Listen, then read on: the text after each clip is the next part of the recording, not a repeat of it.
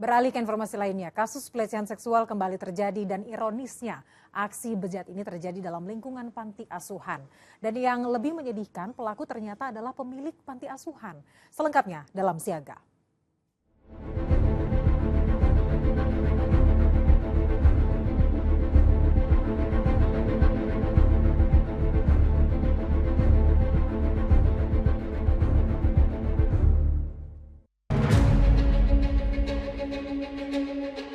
Baru-baru ini warga Tangerang dihebohkan oleh kasus pelecehan seksual yang terjadi di sebuah panti asuhan di Kecamatan Pinang, Kota Tangerang, Banten.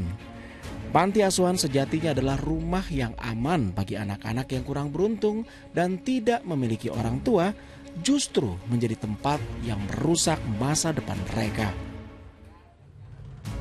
Kasus pelecehan seksual ini mencuat ketika adanya laporan di awal bulan Juli lalu dari seorang warga yang merupakan kerabat dari salah satu korban ke polisi. Warga tersebut melaporkan kasus dugaan pelecehan seksual ke Polres Metro Tangerang Kota. Polisi kemudian memeriksa sejumlah saksi. Kami SPKT Polres Metro Tangerang Kota menerima laporan dari saudari Fatimah yang merupakan kerabat salah satu korban, yaitu saudara RK usia 16 tahun, di mana pada saat itu didampingi oleh petugas P2 TP2A Kota Tangerang tentang melaporkan tindak pidana kekerasan seksual terhadap anak yang terjadi dan dialami oleh yang bersangkutan di panti asuhan tersebut. Setelah itu polisi menunggu kesiapan korban yang masih berusia 16 tahun untuk menjalani pemeriksaan lebih lanjut karena dibutuhkan kesiapan mental untuk menjalani serangkaian pemeriksaan.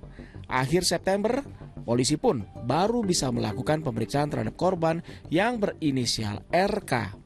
Kemudian yang terakhir baru kita melakukan pemeriksaan terhadap korban saudara RK ini setelah korban ini siap, karena memang untuk anak ini perlu penanganan dan treatment khusus. Tidak semudah kita tiba-tiba memeriksa anak tersebut. Tentunya kita butuh kesiapan anak tersebut untuk dilakukan pemeriksaan. Tentunya pada saat pemeriksaan tersebut baru pada tanggal 30 September kita baru bisa melakukan pemeriksaan terhadap yang bersangkutan. Kasus ini kemudian bergulir bagaikan bola salju karena korban pelecehan seksual terus bertambah dan diduga kuat 40 anak di panti asuhan tersebut menjadi korban kekerasan seksual. Dan yang lebih ironis lagi adalah pelaku pelecehan seksual adalah pemilik panti asuhan yang berinisial S bersama dengan dua anak buahnya, yaitu YB dan YS. 8 Oktober lalu, S dan YB langsung ditangkap polisi dari Polres Metro Tangerang Kota dan ditetapkan sebagai tersangka. Sementara YS yang juga sudah ditetapkan sebagai tersangka masih buron dan masuk dalam daftar pencarian orang atau DPO.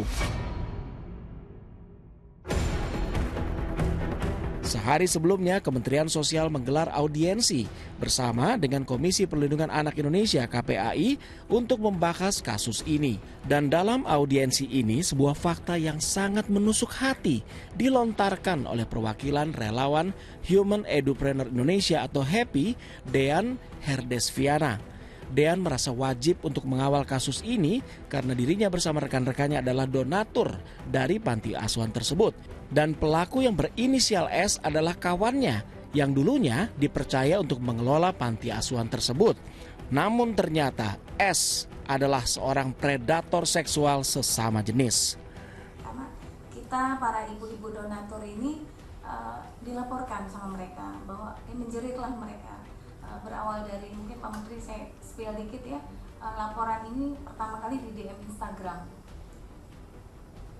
yang mengatakan bahwa bunda kami ini dilecehkan. Hampir semua santri-santri di panti asuhan ini dilecehkan oleh saudara Sudirman. Saya sebagai temannya tidak percaya karena balutan performance-nya tuh yang begitu rapi, manis, agamis gitu kan. Dan di depan saya juga keseringan lidahnya berzikir gitu kan. Tapi itu nauzubillah min zalik gitu. Ya, saya nggak percaya gitu, makanya saya ini dilema Pak gitu.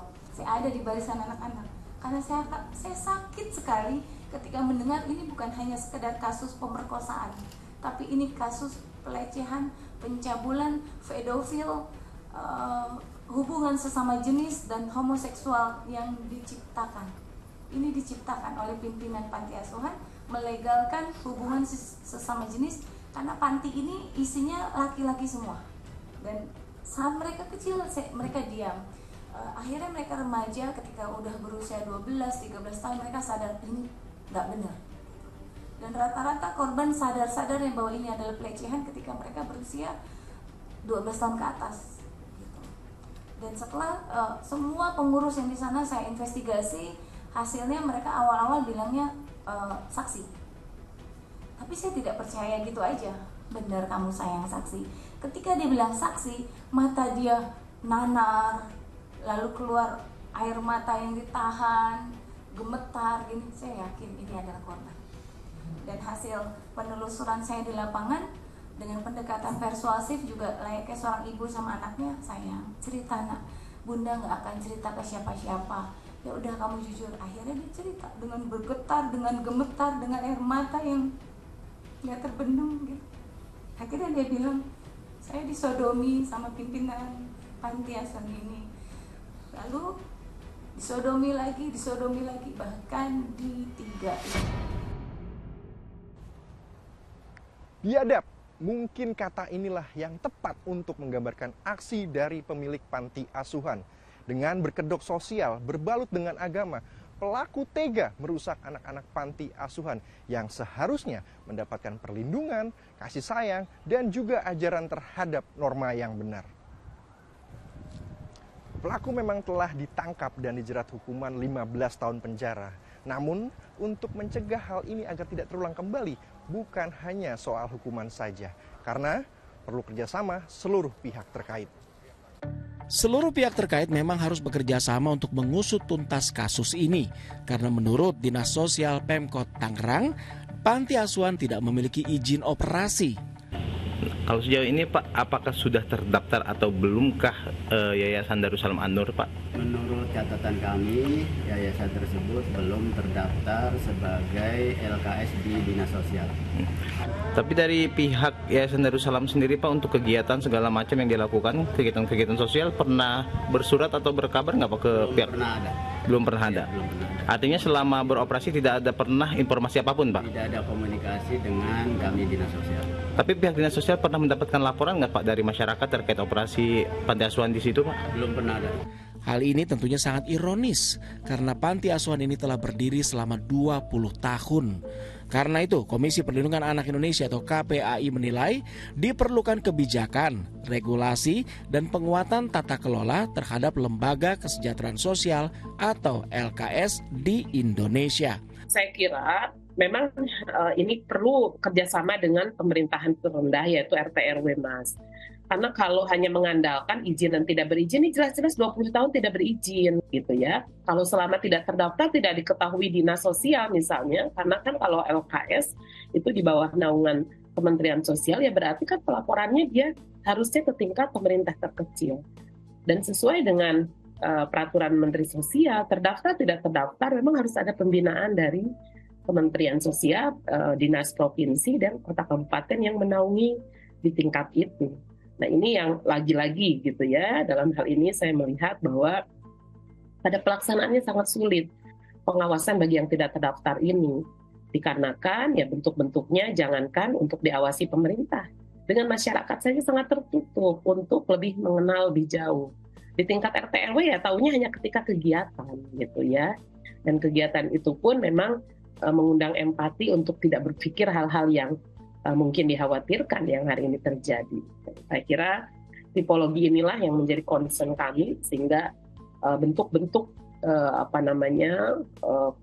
koordinasi ya, pelaporan dan lain sebagainya ini yang kami desakkan secara strategis ke Kemensos ke depan untuk monitoring berjenjang. Dan kalau tidak mengikuti aturan dan bahkan standarisasi administrasi ya, Kemensos punya kewenangan kok untuk menonaktifkan gitu ya, dan merelokasi anak-anak yang memang harusnya menjadi perhatian dari negeri ini. Nah, ini saya kira nanti langkah strategisnya akan ada masukan pada aspek kebijakan, regulasi ya, dan kemudian penguatan atas tata kelolanya. Sementara itu, psikologi Liza Marieli Japri menyatakan dalam ilmu psikologi kekerasan bisa terjadi bila seluruh sistem mengizinkan kekerasan itu terjadi. Artinya dibutuhkan peran dari seluruh pihak untuk mencegah terjadinya kekerasan, termasuk juga lingkungan sekitar. Ada satu kutipan di psikologi yang mengatakan dibutuhkan peran seluruh sistem untuk mengizinkan dalam tanda kutip suatu kekerasan terjadi. Nah, seluruh sistem itu siapa aja? Seluruh sistem tuh bisa dari lingkungan terkecil, kalau kita berbicara anak-anak ya, lingkungan terkecilnya tentunya adalah keluarga. Bagaimana pendampingan keluarga ketika kemudian mau memasukkan ke panti asuhan tersebut? Apakah kemudian sudah dicek panti asuhannya katakan berizin atau tidak? Atau lingkungan sekitarnya kemudian apakah mereka bisa mengecek apakah yang panti asuhan yang berjalan selama ini sekian lamanya 20 tahun itu punya izin nggak? Gimana mereka pelaksanaan kegiatan sehari-harinya seperti apa? Pengurusnya seperti apa? Itu adalah masyarakat. Kemudian lingkungan dalam pesantren panti asuhannya itu sendiri tuh seperti apa? Apakah ada yang, kalau buat saya selama 20 tahun rasanya nggak mungkin tidak pernah ada yang tidak melihat kejanggalan-kejanggalan itu. Pembiaran selama 20 tahun memang menjadi PR bagi seluruh pihak terkait, mulai dari Kemensos, Pemprov Banten, serta Pemkot Tangerang Kota untuk mengevaluasi diri, termasuk bagi lingkungan di sekitar panti. Jangan ragu untuk melaporkan kegiatan yang tidak wajar, walaupun dikemas dengan kedok sosial dan juga agama. Karena kekerasan seksual adalah satu hal yang diberantas dan diperangi oleh seluruh elemen masyarakat. Tim Liputan Indonesia TV melaporkan untuk Siaga.